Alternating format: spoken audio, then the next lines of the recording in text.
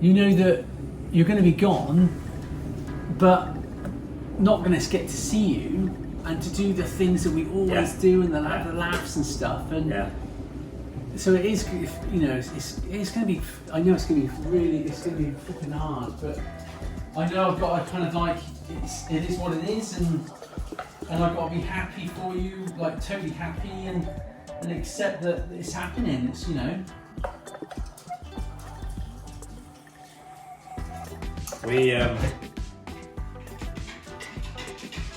We've shared so much,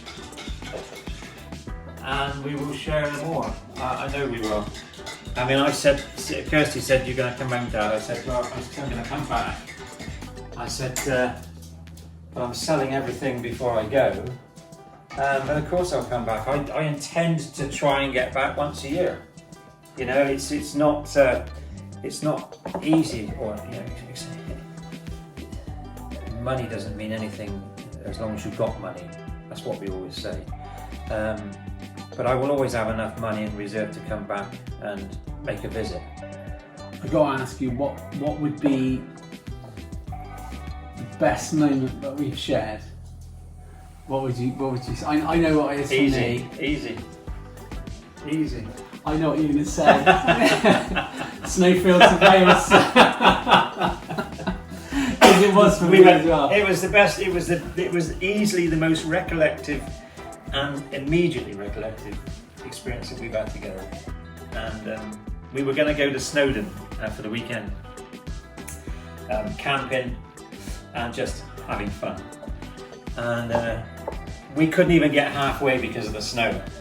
And I remember the last bit of driving we did, we tried to get up this hill, didn't we? Got halfway up the hill and the car wouldn't go any further, would it? So the back end was going, it was like coming down like it was no tomorrow. We did see the forecast and we thought, we'll give it a go. We'll get there. We'll try it, we'll get there, but we weren't quite sure if we're going to get to the top of Snowdon. So I think we were about 25 miles from Snowdon. Oh, at least 25 miles, yeah. And I can recall literally pulling the car over on the side of the road thinking, we're not going to get this hill, let's go back and we'll park up by this... It was a football club, wasn't it? Yeah, it was near the football club. Yeah, remember the goalposts and that. Yeah. And I remember us going in there and it was still coming down like there was no tomorrow. So we put the tents up. It was a single tent, wasn't it? And we managed to squeeze in. And then when we woke up, well, we were laughing through the night, having a few drinks and stuff. And then when we woke up in the morning, it was the snow was so deep.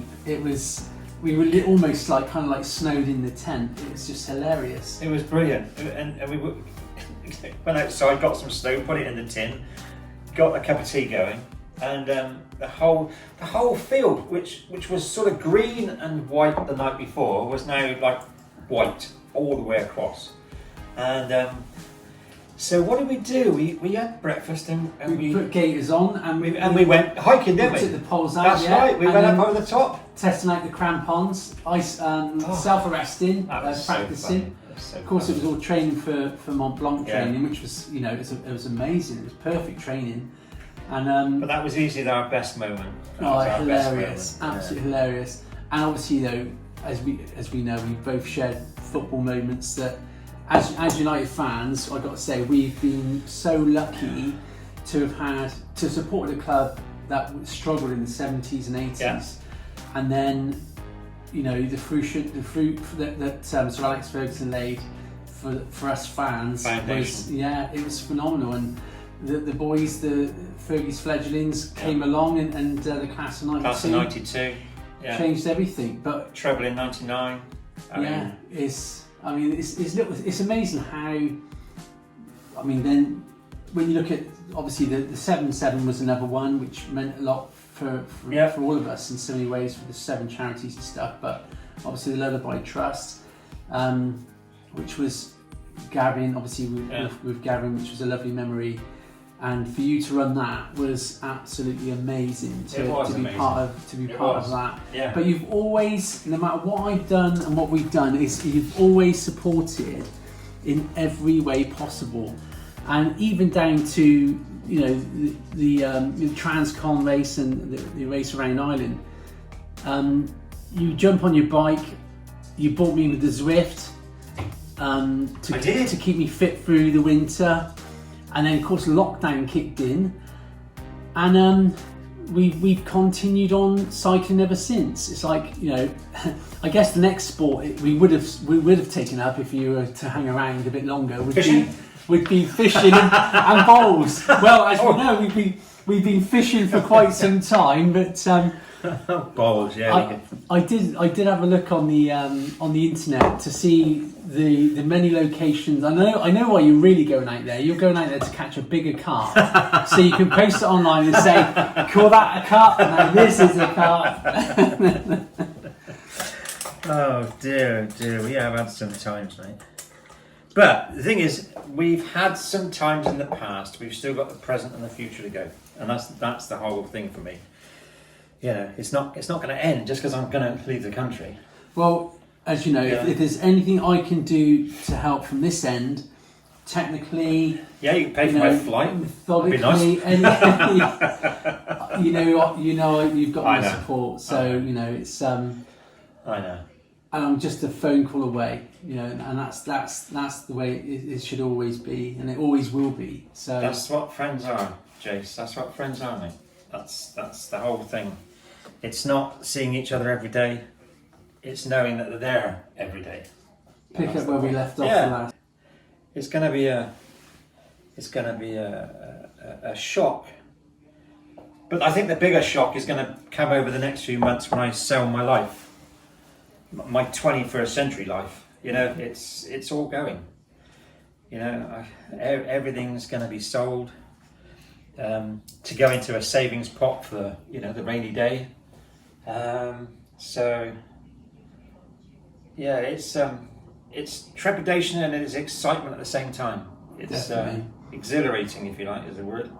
Hearing the plane flying over there, it's reminding me coming into Bristol Airport, coming back from Tanzania, and I literally just had a pair of shorts, t-shirt on, a pair of trainers, and Sarah, my wife, said to me, she goes, "Well, where's your suitcase? Where's your stuff?" I was like, "I'll give it away," and she says, "Give it away to who?" It's like, "Give it away to the locals."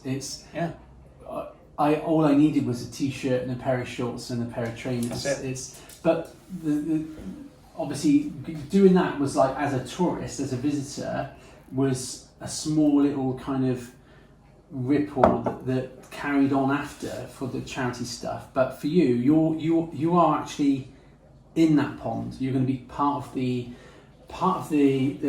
concern for the locals, because you are going to be a local. Yeah. So that's my concern. Obviously, like Medicine Sans Frontières say, when someone does go, it's having a plan, and I think your plan you stick to your plan, and that's you get the message out from the problems and issues and concerns and the help that's needed in remote places like that. Getting that message out would be, you know, highlighting the issues. When a Category 5 storms just passed through last week, it hardly scraped the news. I had to search to see, and I knew the storm was coming. Eventually it did filter through a little bit. BBC News picked it up and Sky News, but nothing compared to what we normally see, which is happening. Obviously things are happening around the world every single day. You know, the Amazon fires, the Amazon deforestations, the plastic in the sea. Omicron has blanketed that out, and COVID has sadly sort of a veil over the top of a lot of things, issues and concerns around the world. The Western news wires didn't really pick it up at all. I mean, it was only 2 days ago, I think, that Sky and BBC showed anything of any great content, but it is what it is. It's not. You know, like, you can't. It simply is that if it happens in the Western world, then the news wires and everyone's on it straight away. I mean, they are on it straight away. When it happens, maybe in another part of the world whereby maybe they don't cover so much, they haven't got a news office there or whatever, it doesn't it takes time to filter through. But you know, having my own YouTube channel and following people on YouTube, I was aware of it almost straight away. I mean, I was getting videos of it actually going on before they lost power and that.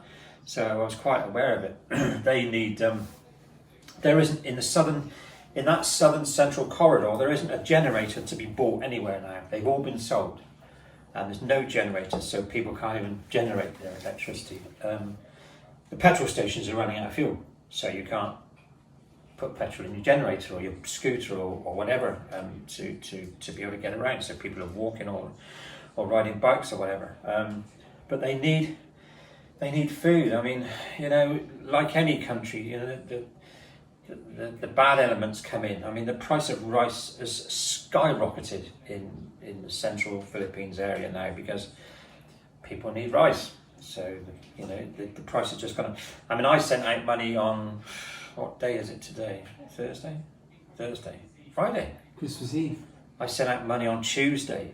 And luckily, I mean, I used a transfer company called Wise, and that was transferred into their bank account within 24 hours. So they were able to go and get the money out and distribute it amongst the family. So that helps, but it doesn't help the other. You know, I think there's 500,000 people living in emergency accommodation, and to put that in perspective of that central area, that's an awful lot of people. To put it into perspective of the number of people who live in the Philippines, which I think is 104 million.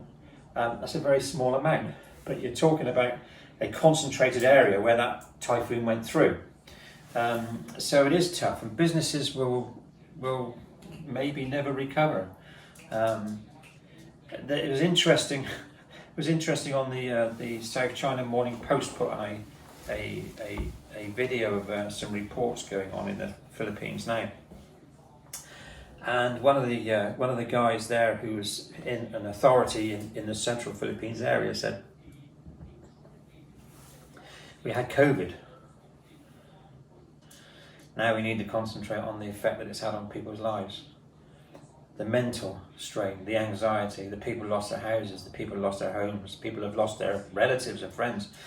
So it rather puts COVID into another perspective again. So yeah, it's a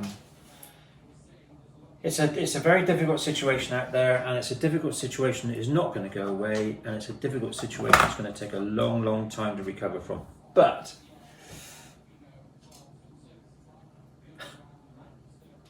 what an opportunity! What an opportunity! You know, how many people get the opportunity? I mean, I'm lucky. I'm a dad and a granddad, but I live on my own. The kids are growing up. Kirsty and Rob are 40-ish. Mason's 18, Mia's 16, Logan, bless him, is only 10. But my responsibility to them is always going to be as a father. I'm probably always going to have dad's bank. But the fact is that I'm lucky to be able to say, I'm leaving my life behind and I'm going out there to do it. You know, not many people can do that. You know, for many, many reasons they can't do it. But I'm lucky because I can. So I'm going to. And for all the people there have been some people tried to talk me out of it. The people that matter to me haven't tried to talk me out of it. You know, begrudgingly, no, it's, I know for you, it will be a trip of a lifetime, because it will be your life, and that's it's going to be the life. It's not a trip, it's the life. Yeah. It's, life is, as the saying goes, life is one big challenge. I mean, for some people... What did Forrest Gump say? Life is a box of chocolates. And you're not ever sure what you're going to get. And you're never going to be sure what you're going to get until you unwrap it. Some people, the challenge is getting out of bed, and for others it's, you know, trying to make a change in life for those who are less fortunate. And I know you'll do that, Bert. So, you know, on this Christmas Eve, 24th of December 2021. It's a red letter day. It is. It's, the blessing is being given, and it's. I have 3 brothers. Okay, I got one brother who's from my mother. I've got another brother who's from a different mother in Taiwan, that's Fred. And I got my third brother, who came from a different mother, but I love him to bits. Another mother. I love him to bits. Well, And I know you care. On a cup of coffee. And a cup of coffee. I'll Skull. taste. Skull. Skull. Yeah. Well done, mate. Well done, I think that should be. I tell you what I did see yesterday, which was really sad.